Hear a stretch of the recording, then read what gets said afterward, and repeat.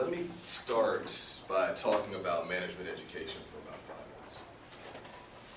Because it's at a crisis.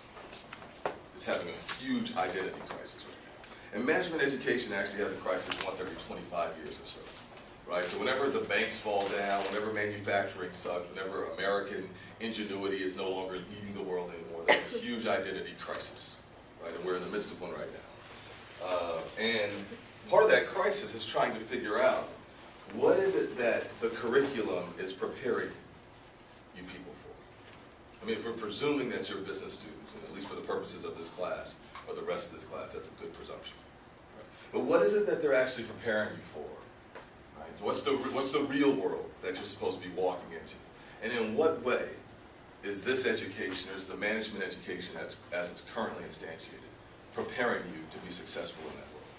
It's a simple question. I mean, some of this goes back to what we covered a little bit with Plato's Republic and all that. Like, how does the education connect you and give you the tools you need to thrive, right, in the real world?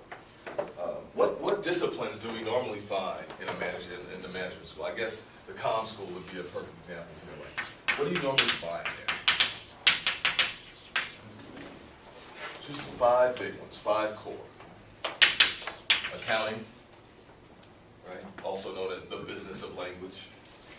If you don't know how accounting works, you probably aren't going to get too far in anything management related, right? So accounting is kind of the backbone.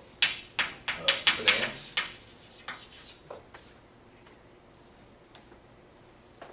Accounting tends to be historical.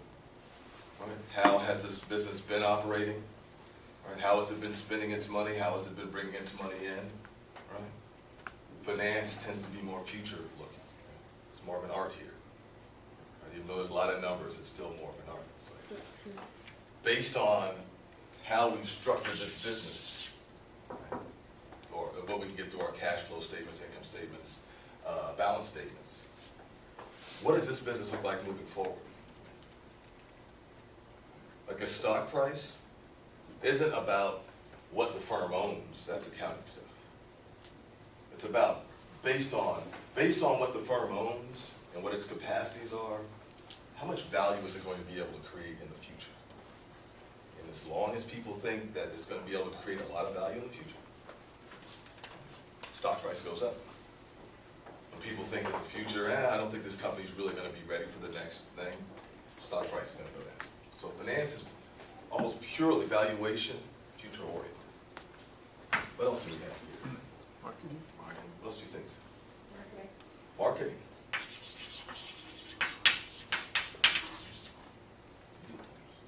You can make whatever it is, whatever your service is, but you gotta actually find people that are willing to buy it and motivate them to do it.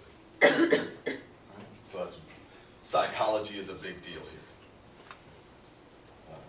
What else? Strategy. No. We'll come to strategy. That's not one of the core areas. I know in comm school there's management, but you can't have management as a discipline of management, can you? They think you can.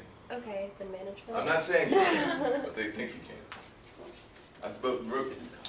Ask me about that before we leave today. Okay. 'Cause I know there's this new Masters in Management thing there. Yeah. I kind of see that as a marketing device. What else is there? I don't know if this counts. HR. Organizational behavior is what we call it. Right?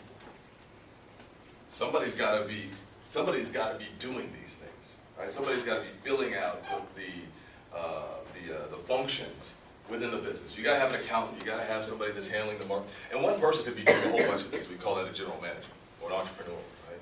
Could be handling all these things. But there are basic functions attached to these. Somebody's got to be doing it. And you got to make sure those people don't hate each other. Make sure that those people actually have the skills needed, right, to do the job that they're being asked to do. Right? So that's why when you say HR is a small component of it. Right? That's just the unit that's trying to bring people in and get people out of organizations.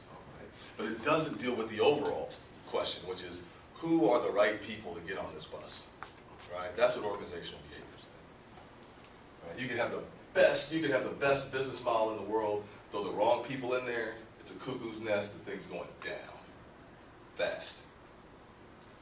All right, so that's and this really is where I mean, team is such an important thing here, right? For the most part, because we're not talking about entrepreneurship, or at least we're talking about things that are larger than that one person can do all the work. All right, so the team stuff is really important. And there's one more that would be key here. One more that'd be a core area. Product development? Yes, operations, that's what we call it. Ops. Product development, but also supply chain.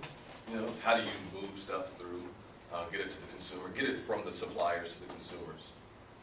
What's the actual operations? How does one unit work with another unit? Operations is huge. It's more of a system. System view. How everything kind of hangs together.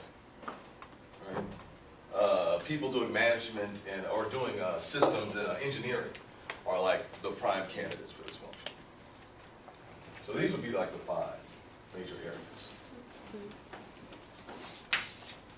You don't see management. You don't see strategy. You don't see entrepreneurship. You don't see ethics. I mean, in the general public, we talk about this stuff all the time. And even in the note you have for the day, you talk about this, right? Or that these terms come up. But these aren't looked at as the core areas.